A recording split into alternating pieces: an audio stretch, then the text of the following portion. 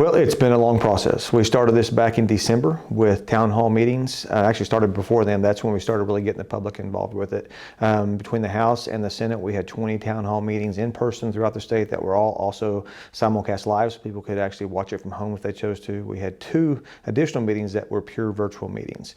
And the purpose of that was to get the public input, to hear what people had to say, and we learned a lot of things about different parts of the state. So the process has been in some ways exhausting because we're dealing with 48 different districts around the state. And when you talk to individual senators and the people from their districts, their constituents, you see a lot of passion for those areas and what it is that they want and what desires they have as far as what their representation of the state capitol is going to look like in the next 10 years. And of course, I'm sure every member would just as soon not have to make any changes to their boundaries at all because they have friendships, attachments, that people rely on them. But it has to be done, correct? Yes, it does, and you're right. You see that passion in the senators when we have to move a district line and somebody who they're very close to in those areas that they've developed that relationship with as a senator and a constituent is going to be put in a different district. But we don't have a choice. The population has shifted over the last 10 years, and in the spirit of one man, one vote, or one person, one vote, we're prescribed to get these districts within our deviation, which is 2.5% or above or below where these things are going to end up at. So that's what we have done. And in doing that, it did move districts around. It did move those lines around. But you're right, every senator would love to just keep the district that they have. But we didn't have a choice. We had to move those things around. So what happens now? So what now is after the presentations on the floor of the House and the Senate, we will have committee meetings following the successful passages of those bills, the Senate bill in the Senate and the House bill in the House.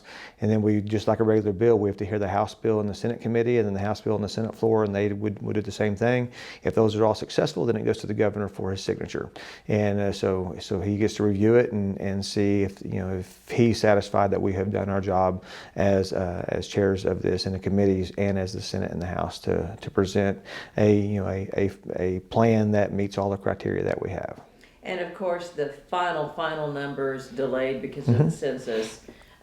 So we will be back to look and see if anything needs to be adjusted? Right, we have to come back because of the congressional lines. We are not addressing congressional. We're not required to by our Constitution to deal with congressional lines at this point. We are required by our Constitution to deal with our legislative lines. That's why we're doing this now based on the ACS, which is the American Community Survey estimates, which is going to be pretty accurate, but it is just the estimates. But we have a deviation built in with our legislative seats that we think we're going to be okay with that.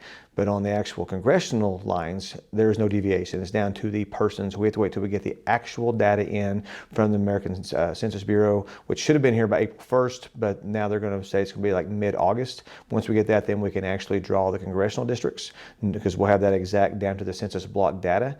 And then we'll also go back and look at what we've passed through the legislature and see if it's still within the deviations that we allow with our Senate rules. But all in all, you must be pleased with the overall process, how it's gone. I am pleased. Like I said, it's been an exhausting process, but personally, I've had the ability to learn a lot about what goes on throughout the state. You hear all about different festivals and different things in different towns.